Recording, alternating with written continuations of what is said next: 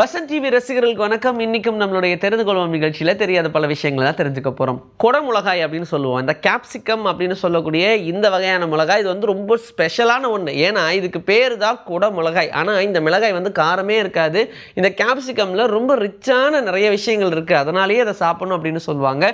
இங்கே இல்லைனாலும் சைனீஸில் ரொம்ப முக்கியமான ஒரு டிஷ்ஷாக தான் அதை பார்ப்பாங்க. ஏன்னா எதை கேப்சிகம் வச்சு பண்ணாலும் அது ரொம்ப சூப்பராக இருக்கும் அப்படின்ற ஒரு நம்பிக்கை.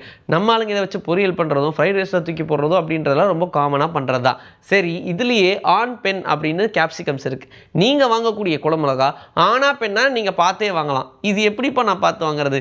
அறுத்தும் பார்க்க வேண்டியதில்லை, அதை பார்த்தாலே தெரிஞ்சிடும். ஆக்சுவலாக அந்த குடமிளகாக்கு கீழே ஸ்டாண்டு மாதிரி இருக்கும் இல்லையா, குடமிளகா அப்படி நிறுத்தி வச்சோம்னா கீழே பம்ப் இருக்கும் இல்லையா, அதில் 3 பம்ப் இருந்துச்சு அப்படின்னு சொன்னால் அது மேலாம், அதுவே 4 பம்ப் இருந்துச்சு அப்படின்னு சொன்னால் அது ஃபீமேலாம். எப்படி நல்லா இருக்குல்ல? இப்படி குடமிளகாவை வெறும் கீழே இருக்கக்கூடிய அந்த ஸ்டாண்டை வச்சே கண்டுபிடிச்சிடலாம். இந்த உலகத்திலேயே ரொம்ப அக்லியஸ்ட் அனிமல் அப்படின்னா என்ன அப்படின்னா, ரொம்ப ரொம்ப பார்க்குறதுக்கு கேவலமாக இருக்கக்கூடிய ஒரு அனிமல் அப்படின்னு சொல்லுவாங்க. அப்படி ஒரு அவார்டை வச்சிருக்கிறது பிளாப் ஃபிஷ் அப்படின்னு சொல்கிறாங்க. இந்த ஃபிஷ்ஷு பார்க்குறதுக்கு நீளமான ஒரு மூக்கு, கண், ஒரு மனுஷனையே தப்பி போட்டால் எப்படி இருக்கும் அவனோட முகத்தை, அந்த மாதிரியான ஒரு உருவத்தில் தான் இருக்கும்.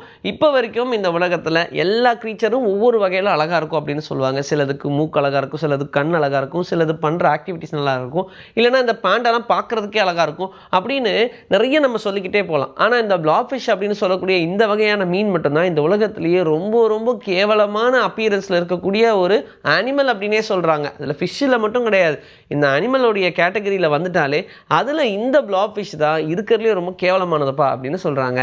நீங்களும் வேணால் சர்ச் பண்ணி பார்த்துட்டு எப்படின்னு சொல்லுங்கள். சேரமி அப்படின்ற பேரை கேள்விப்பட்டிருக்கீங்களா?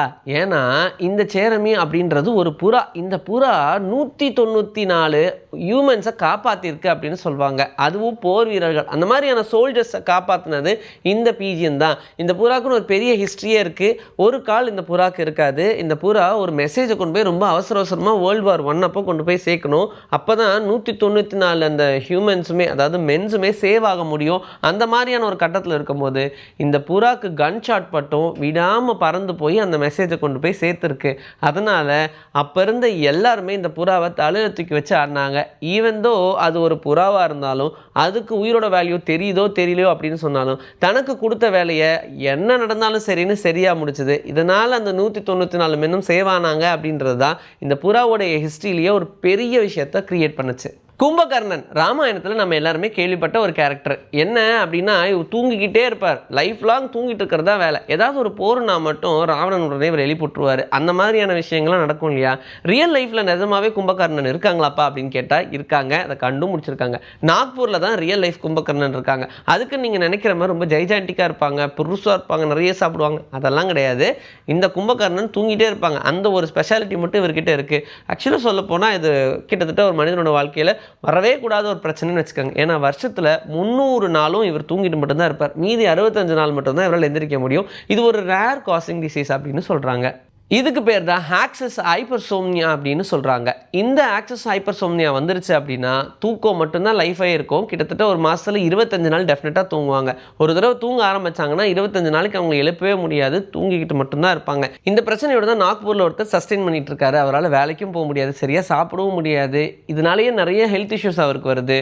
இது ரொம்ப ரொம்ப ரேர் டிசீஸ் தான். இருந்தாலும் இவருக்கு எப்படி வந்துச்சுன்றது டாக்டர்ஸ்க்கு ஒரே குழப்பமாக தான் இருக்குது. தாய்க்கும் சேய்க்கும் உண்டான ஒரு பந்தத்தை நம்மளால் எக்ஸ்பிளைனே பண்ண முடியாது அப்படின்னு சொல்லுவாங்க. ஏன்னா அந்த அளவுக்கு அந்த உறவுக்கு அவ்வளோ பெரிய பாண்டிங் இருக்குது. அதனால தான் அம்மா அப்படின்ற உறவை நம்மளால் விட்டே கொடுக்க முடியலன்னு வச்சுக்கோங்க. சரி, இப்படி இருக்கும்போது வயிற்றுக்குள்ளே இருக்கும்போதே அந்த குழந்தை தன்னுடைய அம்மாவுக்கு தேவையான விஷயங்கள்லாம் பண்ணுது அப்படின்னு சொன்னால் எப்படி இருக்கும்? இப்போ உதாரணத்துக்கு அந்த ஹியூமனுடைய பாடி, குறிப்பாக நம்ம அம்மாவோடைய பாடி எடுத்துப்போமே, அந்த அம்மாவோட பாடியில் ஏதோ ஒரு பார்ட்ஸில் ஏதாவது சின்ன சின்ன டேமேஜ் ஆக ஆரம்பிக்குதுன்னு வச்சுக்கோங்க.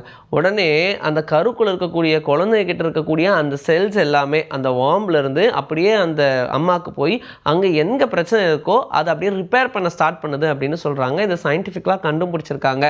இன்கேஸ் மதருடைய பார்ட்ஸில் ஏதாவது ஒரு டேமேஜ் ஆகுது, இல்லை ஏதாவது கொஞ்சம் கொஞ்சமாக டிஸ்ட்ராய் ஆகுது அப்படின்னா அதை ஆரம்பத்திலேயே கண்டுபிடிச்சி வார்மில் இருக்கக்கூடிய செல்ஸ் எல்லாம் போய் அதை ரிப்பேர் பண்ணுது அப்படின்ற ஒரு விஷயத்தை கண்டுபிடிச்ச போது ஒரு பெரிய ஷாக்காகவே இருந்துச்சு. ஆனால் இப்போ வரைக்கும் ஹியூமன் பாடின்றது கிட்டத்தட்ட ஒரு மேஜிக்கல் தான். அதை நம்மளால் எக்ஸ்பிளைனே பண்ண முடியாது. என்னதான் நம்ம வந்து நிறைய சயின்ஸு இல்லை விஷயங்கள்லாம் நம்ம எக்ஸ்பிளைன் பண்ணாலும் இந்த மாதிரியான ஒரு சில விஷயங்களுக்கு எக்ஸ்பிளனேஷனே தேவை கிடையாது. இது இயற்கையாகவே நடக்கக்கூடியது. அதனால தான் எப்போவுமே சயின்ஸை விட இயற்கை ரொம்ப சிறந்ததுன்னு சொல்கிறாங்க. இன்றைக்கி நம்மளுடைய தெரிந்து கொள்வோம் நிகழ்ச்சியில் தெரியாத பல விஷயங்கள் தெரிஞ்சுக்கிட்டோம். இதே மாதிரி சூப்பரான கண்டென்ட்டோட உங்களை நான் வந்து சந்திக்கிறேன். Until then, this is bye from Vijay Sri. Take care.